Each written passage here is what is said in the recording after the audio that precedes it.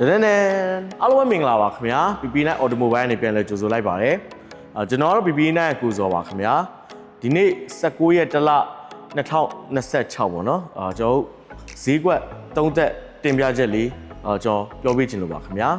ပထမဆုံးအနေနဲ့ကျွန်တော် Japan Used Car Market ပေါ့နော်Japan Used Car Market ကတော့အခုထိ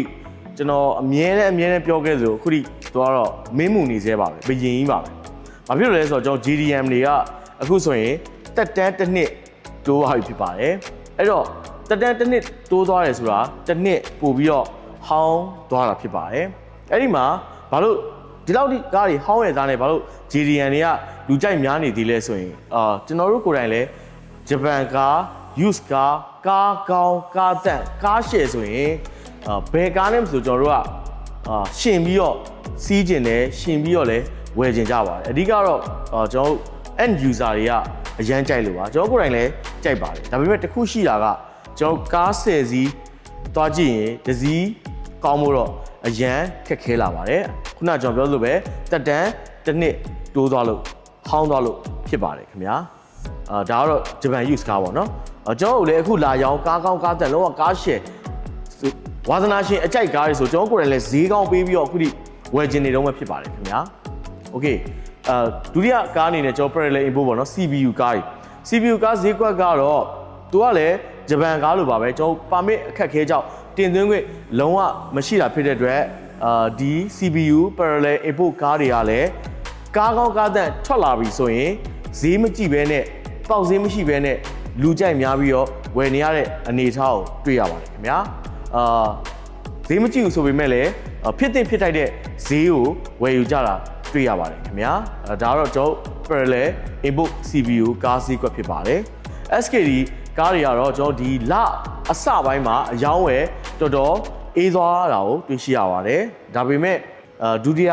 အပတ်အကုန်ဒီတတိယပတ်အစမှာဆိုရင်တော့အယောင်းဝယ်ပုံမှန်အတိုင်းပြန်လဲဖြစ်လာတာကိုတွေ့ရှိရပါတယ်ခင်ဗျာ SKD ကားတွေရဲ့အားသာချက်ကတော့အားလုံးသိတဲ့အတိုင်းပဲရန်ကုန်လိုင်စင်နာမည်ပေါက်ရရှိရဖြစ်တဲ့အတွက်SKD ကားတွေကလည်းဈေးတန်းအရအခုဆိုရင်ပြန်ပြီးတော့အယောင်းဝယ်လေးဖြစ်လာတော့တွေ့ရှိရပါတယ်ခင်ဗျာနောက်ဆုံး EV ဈေးကွက်ပေါ့နော်EV ဈေးကွက်ကတော့ကျွန်တော်3000ဝန်းကျင် budget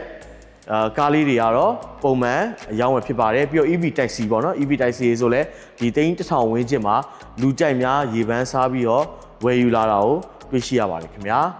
3000ဝန်းကျင်မှာဆိုရင်တော့ဒီလထဲမှာBYD စောင်းရယ်ပေါ့နော်ဒီကားလေးကတော့ကျွန်တော်စီမှာလူကြိုက်များပြီးတော့အယောင်းဝယ်တွက်နေပါတယ်ရောက်တာနဲ့ကျွန်တော်တို့ကုန်တဲ့အနေထားမှာရှိပါတယ်ဈေးကလည်း2000ကျော်လောက်နဲ့ BYD စောင်းကိုရရှိနေတာဖြစ်တဲ့အတွက်ဒီကားလေးတွေကတော့လာရောက်ပြီးတော့ဝယ်ယူကြတွေ့ရှိရပါတယ်ခင်ဗျာကျွန်တော်တို့ဒီလပိုင်း2026အတွက်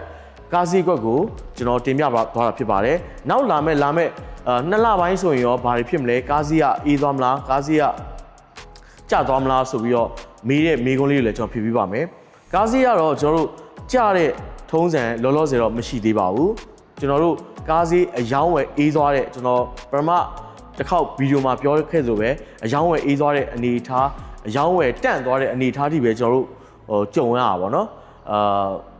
ကားဈေးကျသွားတော့အခုထိတော့2022ကနေစပြီးတော့ဒီ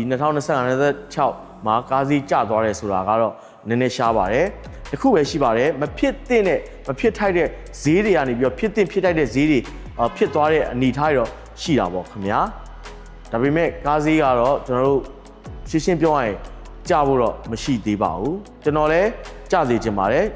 ဖြစ်ထိုက်တဲ့ဈေးတွေလည်းဖြစ်စေချင်ပါတယ်အဲ့လိုဖြစ်ဖို့အတွက်ကလည်း